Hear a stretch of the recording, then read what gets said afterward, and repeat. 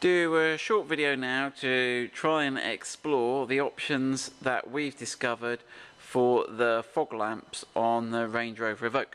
So the Range Rover Evoque, oh, do you want to turn that off? It'll time out in a minute actually, that's right. The Range Rover Evoque has got these little fog lamps down here. Where's my finger gone? There you go, down here. Now the bottom of the range pure model had blanks fitted, okay, so that was one option you have, and this is what the blank looks like. As you'd expect, it's just a bit of moulded plastic, and I think they're all painted this sort of titanium grey colour, and they just sat in the bumper there in place of a lamp. So that's your first option. The second option is this genuine, it's actually made by Vallejo, you can see on the label, and this is a fog lamp, so it's got a single function. It's LED, you can see the yellow LEDs there shining at you. It's sort of got two LEDs. It's got a standard connector on the back that just plugs in. They're quite expensive, and apparently to retrofit they're really tricky.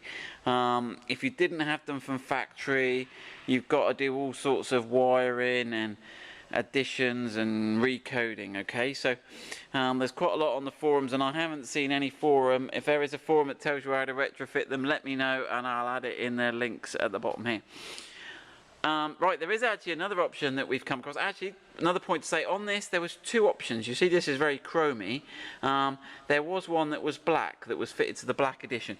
Obviously the inner reflector needed to be chrome to reflect it, but the outer housing, which you actually see quite a lot of, because it sort of forms this top section here, instead of being chrome is black, much like the ones we've got there, but I'll explain what we've got fitted in a minute.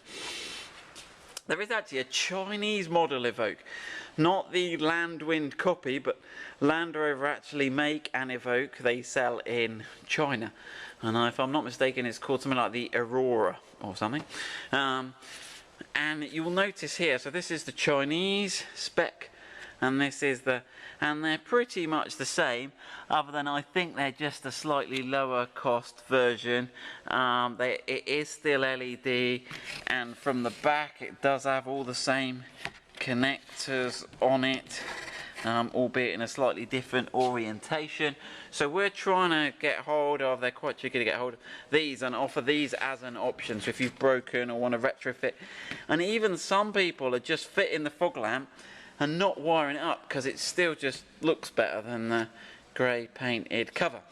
And apparently this Chinese version is also available in chrome and black. Right, so that's the three options you've got.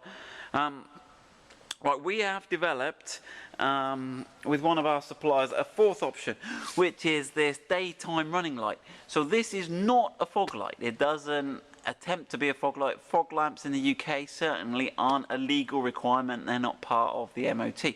So we've developed a daytime running light. It's LED, so you can see in there we've got some LEDs. Actually the LEDs are at the top and they shine down. It takes the same sort of shaped lens and everything, and we've worked out how to wire it up. So we'll do some videos to show you how to wire it up. But Ian, do you want to demo this? So when you activate your, when you turn your ignition on, you'll see that comes on. Okay, and then what happens is, if you put the lights on, you'll notice there that the DRL dims. So we've got a connection going to the, there we go. So they're an option, they're easy to wire up, and you can use them all the time. You can drive along with those on, and we think they look pretty good.